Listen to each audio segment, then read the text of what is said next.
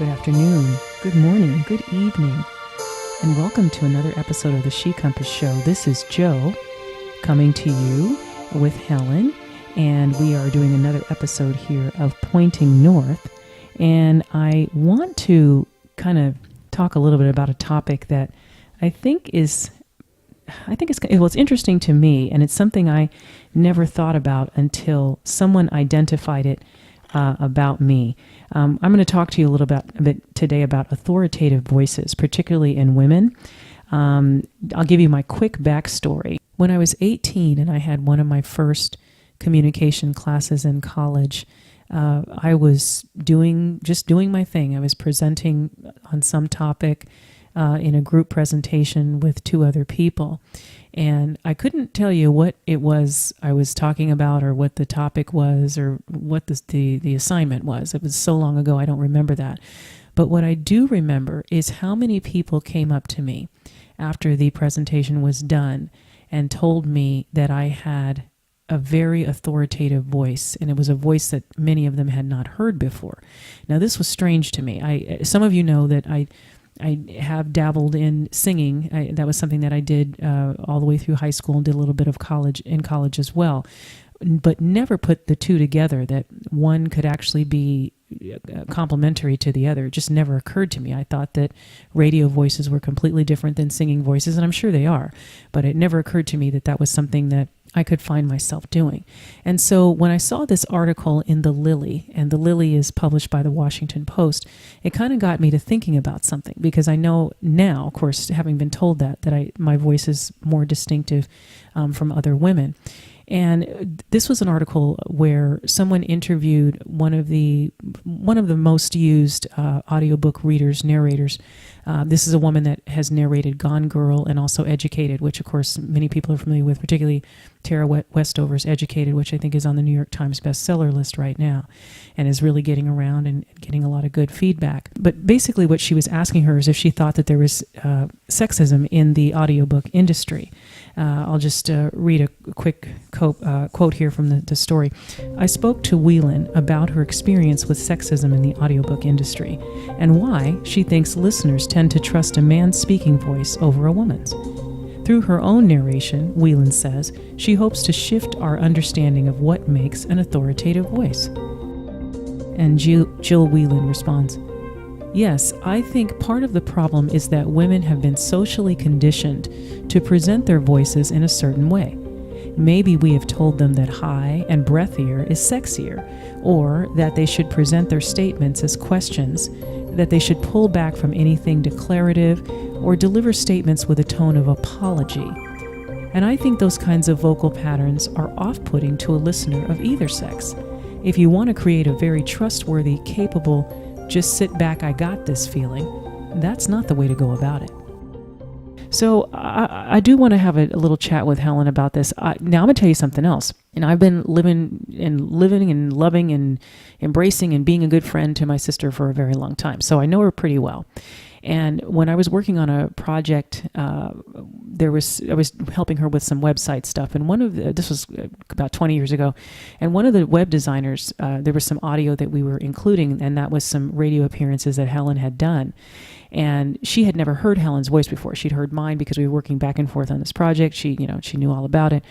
But she wrote me back after she had heard Helen's voice for the first time, and she said, Joe, I know what you sound like, and, you sound great, but Helen has got some kind of authoritative, compassionate, powerful voice that I've never heard before. And I was thinking to myself, okay, really? I mean, I guess I never listened, but I believe it.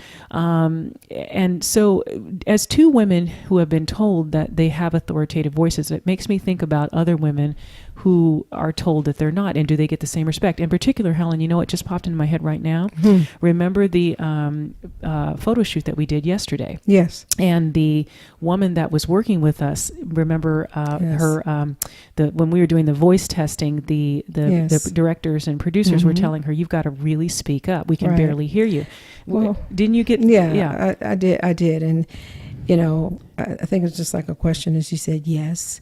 And he said, I can't hear you, just speak up. Yes. And I can't hear you. Yes. And I said, just project. Yes, yes. And he said, that's it. Because that's, okay, let me just let you know. I've always been very cautious and very aware, because I've said this to you a couple of times, like, I hope I'm not being disrespectful. I'm just trying to make my point. That's right. And I remember having this little, because everybody, this is my big secret. I think I can sing. Okay, anyway. That's true. That is a big secret. I go around but singing. It's a fun one. I go around singing all the time for sport. And I'm not bad, but I'm not the worst. And she can carry a tune in a bucket. I'm not the best. I was calling out something, and I'll never forget this. And she said, she can't hear you. You're not projecting. Here's the thing. Whenever I'm trying to make my point, I want to project to people because I want them to understand. I can't tell you how many women, not men, have been offended by that at times. Like, you're hollering at me, or you're shouting at me, or you're saying something, you're being rude. That is a good point. And I had to pull back and say, no, honey, I'm just trying to get you to hear me. It's funny, you can hear me at this volume, but when you get that projection, you start looking at it like I'm attacking. And men don't get that. They can talk to you the whole time with a very authoritative voice, and it's comfortable for people because they are known to do that. Women have to be taught to do that because it's taught that it is some type of disrespect. It's offensive. It's a lot of different things. And I had to learn, especially doing platform speaking, that you have to project. You have to talk loud and clear. You better turn that volume down again, Joe. Okay, here I go. Hello, ladies. How are you today? I'm coming to speak to all of you, and I want to make sure that you have the best day in the world. Doesn't that sound a lot better? But if I was a man, it would be okay. And is someone going to be able to hear what I'm saying? So women have a lot of jackets that has been thrown on them that we have to try to offset and get rid of in a powerful position. Why can't a woman be powerful? That's even offensive. We're called all kinds of things when we're powerful, and we all know the word. That's right. I don't have to say it. No, we don't. But that word is in the insides of every woman and every man. Because when women, let me try to explain it like this. When women are given a chance to do something that they've never had a chance to do before, if they don't take the initiative and another woman does, then she's that B. Because I dare you talk or think that you can speak on a man's level. What happened to a man coming up to a woman's level and respecting the part that she is just his equal? I'm going to always be your equal. I'm not going to be your less than, and I'm not going to be your what do you call it? I'm not going to be that thing that is humble to that, because that's not me. Yeah. And it is a lot of women, but I don't think you should judge, what are you being? Man, you're trying to be a man, you're trying to be a B, or you're trying to be, not trying to do anything, but just get my point across. And the only way I can do that is that the way that I'm used to doing it. And I think the opposite of that is also true. A lot of women naturally have higher pitched voices. I've been a contralto all my life, and alto all my life. I'm just not going to be a soprano. It's just never going to happen. And I'm a soprano. And you're a soprano. And so, hey, with that, even sopranos, you need to project. Right. And I think that some women, since they have naturally higher voices, we need to give them the same respect. Just like you said, if a woman speaks in a low tone, she's automatically assumed to have some alternative agenda. Yeah, go. Well, I'll give you an example. Yeah. People have met us both on some levels, and I'm very careful, but I'm also very demanding. That's true. So you can come in a room and someone will say, automatically, I've heard this, not even without knowing the person, will say, boy, your sister's a total different person than you are, because of a voice. Because of a voice of authority. Yeah, I'm serious. True. Because you're right. In the consultations, I have to be it's a one-on-one. So you're very peaceful, because if you use that pitch, it's going to come across offensive. You have to, you're actually coddling somebody. That's and true. Trying to say, already the experience is there. So if the voice has any pitch to it, it's going to seem like you don't care about me. And see, I'm trying to make this example because this is the way women perceive. If I got in there and said, look, I understand what you've been through. Both of us are going to work this out together. Now, if I say, look, honey, I know what you've been through and we're going to work this out together. Okay. But if I use that tone, automatically we're going to go to a different place. But why does the tone have to be underneath for someone to understand that there's love and kindness when it could just be what the voice is? Let it project. There's the magic. That's the magic, and exactly the point. And it goes back to the millions of comments that we've made and the numbers of shows that we've done talking about respecting people for who they are and not placing a judgment on them based on XYZ. In this case, it's the pitch of their voice. And not only XYZ, women. I've been supporting women for many, many years. When you're supporting a woman, it doesn't matter if she's black, white, Asian, Hispanic. I don't care what she is and where she comes from. You are supporting a woman. And so when we get off into these little groups of women, it shows that we are not united. It shows that we do not have it together. We must support those women. We must not be their worst critic. We must come to their defense when something goes wrong and say, this is a woman. We're fighting for a woman, because that's what men do. Men do that. They're very loyal to one another, because women don't really trust each other like they say they do. When you get down to the bare bones of it, where I am, and you're really hearing the truth about the way women feel about other women and what other women are doing, this is a mess. You have to really be a real woman to put on your boots and say, I am going to support another woman wholly and heartily without any reservation, no matter how her voice sounds. When you look at a woman and says she can project her voice and I can't, then work on it. Then you work on it, but you don't dislike another person for what you don't understand. We'll be right back. Join Helen on the Dyslexia Quest, a podcast featuring interviews with the leading experts in the field of intelligence, learning, flourishing, and neurodiversity, as well as profiling uber-successful dyslexics to share their story and wisdom. Helen's show opened Dyslexia Quest's new season, and she's looking forward to talking to you about her own battle with dyslexia.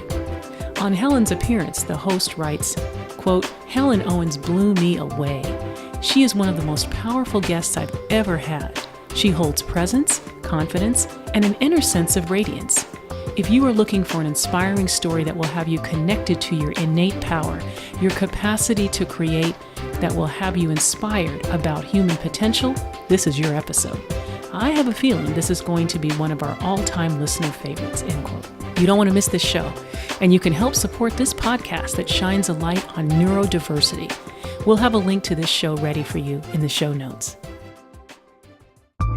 We're excited to announce Helen's latest speaking engagement.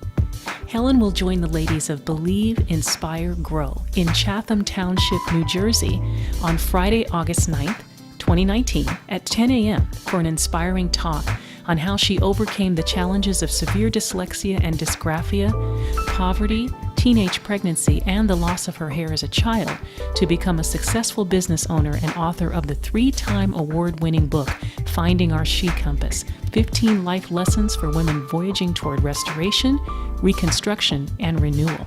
Please join us for a great day of conversation, fellowship, and encouragement. For more details on the event and to learn how to become a member of Believe, Inspire, Grow, also known as BIG, contact Kathy Maloney at cmaloney1@verizon.net. That's CMALONEY, the number 1, at verizon.net. You can also visit the website at believeinspiregrow.com. And we'll also have links to the contact information and website for Believe, Inspire, Grow in our show notes for this episode. We look forward to seeing you there. You can find Helen on the Life's Black Belts podcast. Life's Black Belts is a show that dives into the lives of everyday people and their real-life experiences. The show invites listeners to learn from their challenges, those of the guest, goals, failures, ability to overcome obstacles, and how they grind through life and carve their own path. The show host writes that, quote, this is an extraordinary story that's a must-listen-to episode. Helen is an incredible human being that empowers women to find their happiness, confidence, and beauty. Please join Helen on episode 31 and show your support. Again, that's episode 31, and we'll have a link to this podcast episode in the show notes. Now, back to the show. And that's very, very well said. And I want to use the example of what we did yesterday when we were in the studio, and there was such a difference between those two voices, mine and the co-host that I was doing the promo with. Rather than make, and this was true of the crew as well, rather than make an assumption about what she must be, where she must be, I took that and encouraged everyone else to do the same thing. She had a very small timbre, and so her voice was sounded a little bit more timid. And so we worked on it a little bit to talk about how she could project it a bit more. She got some help from the team. And what I remember about this, and I think what the deciding factor is how much better she felt. She learned something about herself in terms of what she could do with her own voice to make her feel better. And I think that was the main key, because she understood that this is something that belonged to me. And that's something we all understood. This is something that belonged to her. And we're going to celebrate that as much as we celebrate your opportunity to project in this medium. So now you've got a couple of things that you can work with. But you're absolutely right, Helen.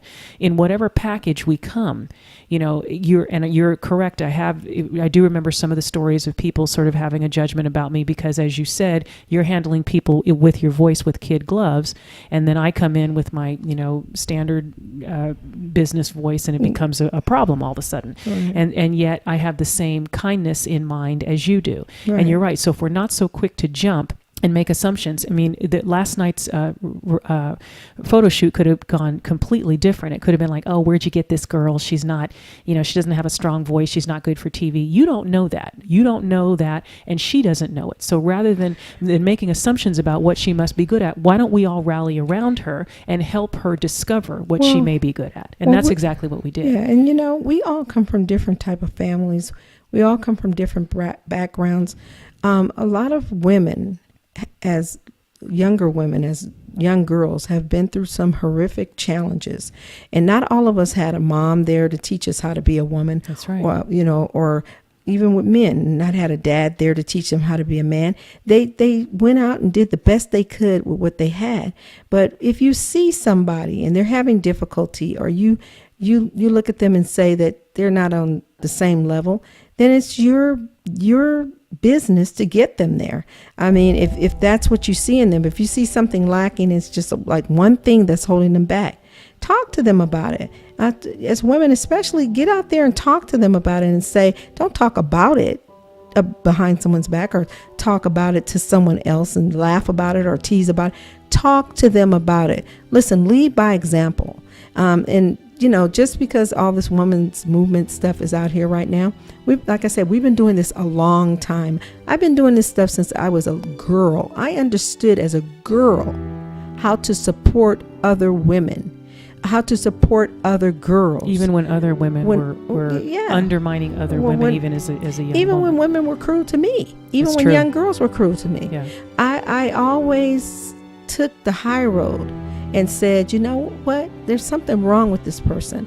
I'm not going to become the person that you are because you're that way. I'm going to look at you and say, what that you're doing right now is going to be your downfall. I understood this as a young girl. The worst bully I had in the world when we grew up, right before she passed away, she told me that the reason why she hated me as a girl because she always wanted to be me. Some people don't know how to they don't know what to say.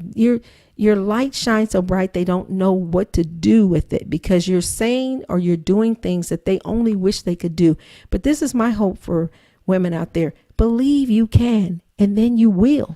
But don't hurt other people, because that's not cool. And see, I'm taking this thing to a whole different direction because you guys got on here and said, boy, this is just projection of voice. What's going on here? I'm explaining the details of why the projection of voice can be so intimidating. And you're right on target, because this article, and I love what you do with that, because you have so many stories to tell. You are right on target, because the whole point of this article, from the Lily and the interview, was that the narrator, the one who's reading, has read a number of books here.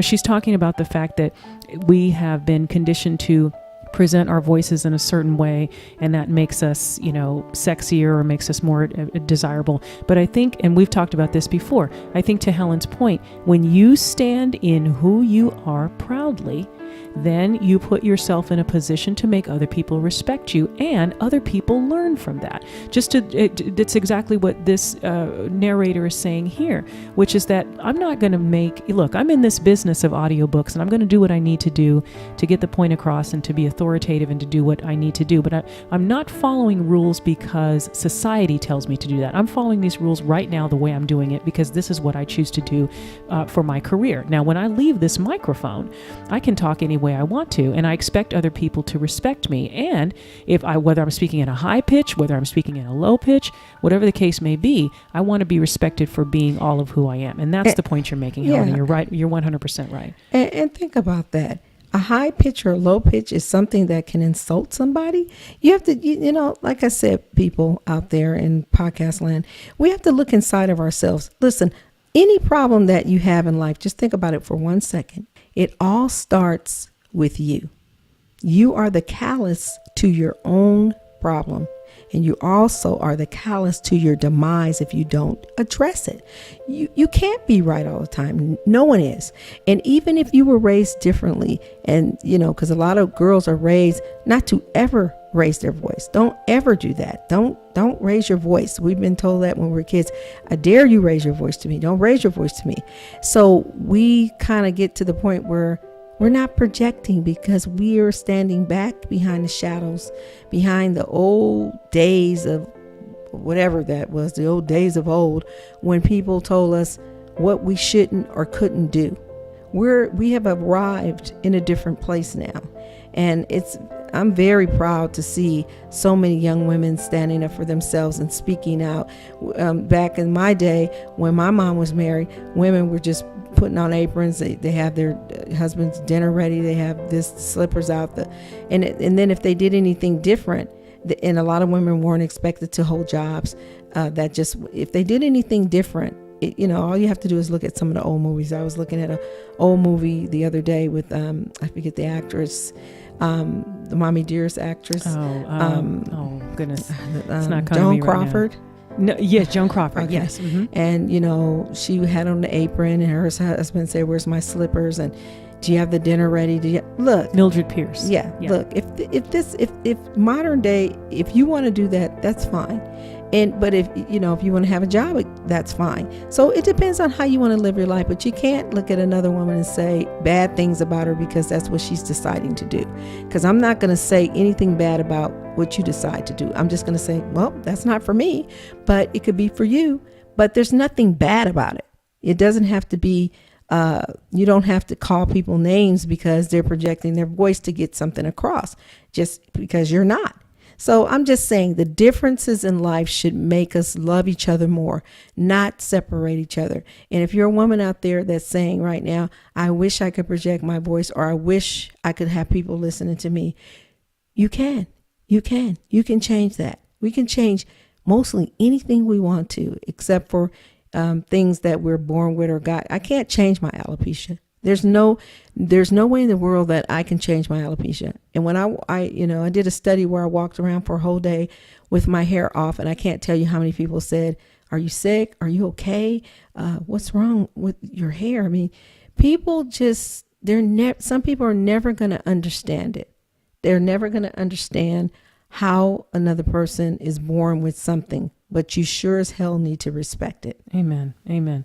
And that is the whole point of this discussion. It's I've said this in a previous podcast that Helen has so many stories to tell, and all I need to do is just come up with an idea, come up with a topic that I want to talk about, and I'm 100% sure that she's going to have an answer that's going to make sense to us, because she's got she's been through so many things, and it's created so many stories. And so one of the things that I want to just reiterate that she said is to just, whatever that is in you that's a part of who you are, own every piece of it. If it's something about you that you don't like, that you can change, absolutely own that, and own your right to make a change to it. And don't let anybody tell you one way or the other what's right or what's wrong. You are the person that lives in your body. You know ultimately what's best for you. And then on the flip side of that, making sure that whatever choices you make, if you meet somebody that has made a different choice, or a choice that isn't necessarily in line with some of the choices you've made, we can get a lot more done by coming together in the middle and trying to respect the choices of other people rather than making judgments about them and assuming that based on the choices that they've made, they must be one way or the other. So if you want to take that good stuff with you, we just hope that you continue to keep putting good out into the world. And we thank you for joining us for another episode of the She Compass Show. As always, we appreciate having you, and we appreciate your comments. You know where to find us on social media. We are on Instagram at shecompass.com, at Facebook at She Compass, on Twitter at She Compass. And of course, if you want to send us any comments, any feedback, you're welcome to leave a review of the show. We love that too. And you can also send us comments and feedback through our website at shecompass.com. So Helen and I want to extend another thank you to all of our listeners for joining us today. And we do hope that you will join us for another episode here coming up very soon. Have a wonderful day.